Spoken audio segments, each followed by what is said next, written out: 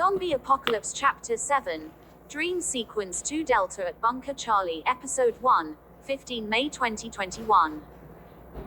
However, they had acquired the unknown virus, were enraged, violent, mindless zombies filled with savagery. Whatever had happened to them, whether they were byproducts of a biohazard experiment gone wrong or they had breathed in too much toxic air, had caused them to kill and devour any living thing they came across, including humans. We designated them as afflicted things. These afflicted things commonly bit and tore into the flesh of their victims. Usually once afflicted things had gotten their blade-sharp teeth into their victims, there wasn't much left. Afflicted things avoided human intestines. I wondered, were these the same creatures responsible for the carnage at Bunker Charlie? We were to clear out an airport that was infested with them, a major campaign spearheaded by the bigwigs at UN headquarters, code-named Wipe 'em Clean. I was attached to a squad of 6 medics and RWO combat soldiers who functioned as guards.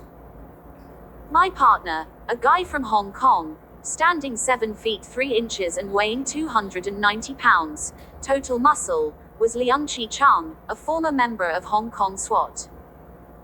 He wanted us to call him the Red Communist Chinese Killer, but we called him HK Guy instead.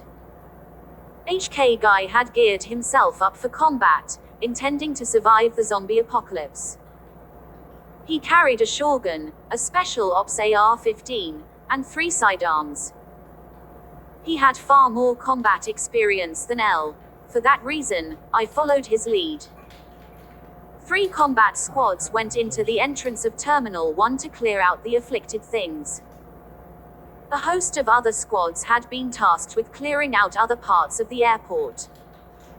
The UNHQ bigwigs wanted Incheon International Airport in Seoul cleared of afflicted things so that airport could function once again. The medic squad was 25 meters from the 3rd squad. Thus far, nothing drastic had happened. The lead medic's radio was filled with shouts and screams, accompanied by a horrible uproar of agony and distress. Firefights erupted as all the other squads cleared every part of the airport. It sounded as if our guys were taking some heavy hits.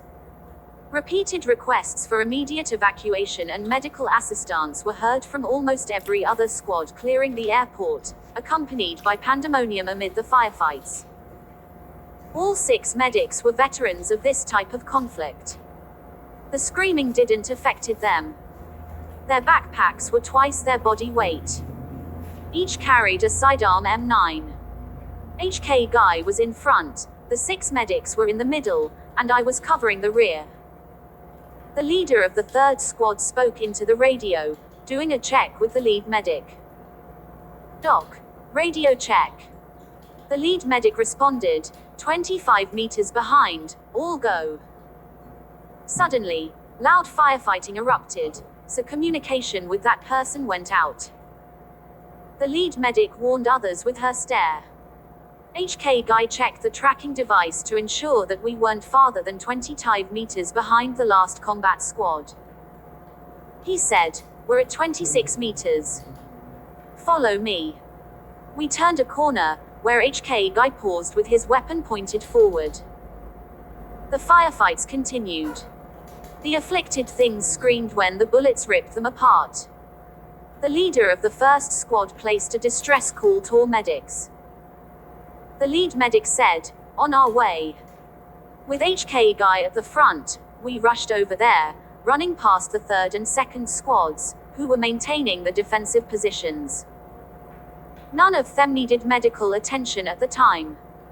At the next corner, the entrance to the hallway, body parts of the afflicted things littered the ground, along with acid blood.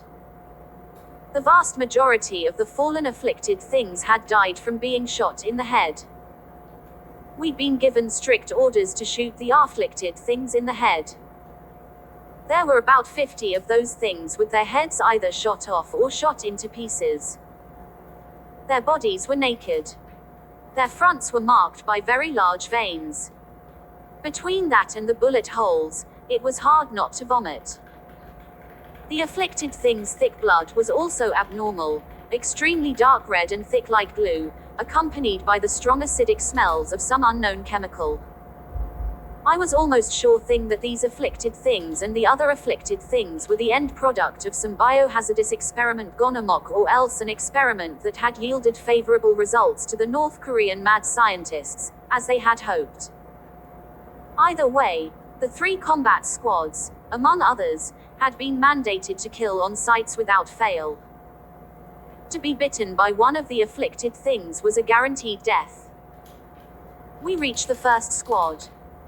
One of the soldiers had been bitten in the neck with a large chunk of flesh missing, exposing the veins and fatty tissue. Those who were helping the soldier were extra careful not to touch her blood. The lead medic evaluated the soldier, then told everyone to get back. The soldier was dead, yet her body was twitching in every which direction. The lead medic signaled for HK Guy to shoot her in the head. The very moment HK Guy raised his shotgun to proceed, the leader of the first squad tackled him. The two began wrestling with the others watching. Both got back on their feet. The leader of the first squad yelled, "You're not shooting her head off." HK Guy pushed his opponent against a wall, wagging his finger in his face. The height of the first squad leader was about 5 feet 6 inches, and HK Guy was well over 7 feet 5 inches. Once the shorter guy realized that it would be useless to try to fight against his foe, he pulled out his sidearm and pointed it directly at HK Guy's face. The lead medic yelled, "Take your weapon away from his face, or you'll face court-martial." The leader of the first squad used his left hand to take out his second sidearm, which he pointed directly at the lead medic's head. Everyone else stood still and watched. He yelled, "Let's see how you like having your head shot off." The lead medic yelled, "This type of offense will get you hanged." "I don't care," he responded. "No one's going to shoot one of my soldiers' heads off." The lead medic yelled, "Stand down." The leader of the first squad fired one shot above the lead medic's head. His other squad members pointed their weapons at the 8 of us. We pointed our weapons back at them. Had an accidental discharge happened with one side assuming that the other side had fired first, it would mean a bloodbath. The second and third squads rushed over at the sound of a gunshot. Both squads froze in their tracks with their weapons down. The leader of the second squad yelled, "We're not each other's enemy. Those things are the enemy. All 19 of you, stand down." He yelled. No one listened. Who would be the first to crack under the pressure? "All of you, stand down, or I'll personally escort every one of you to be court-martialed," the leader of the second squad warned.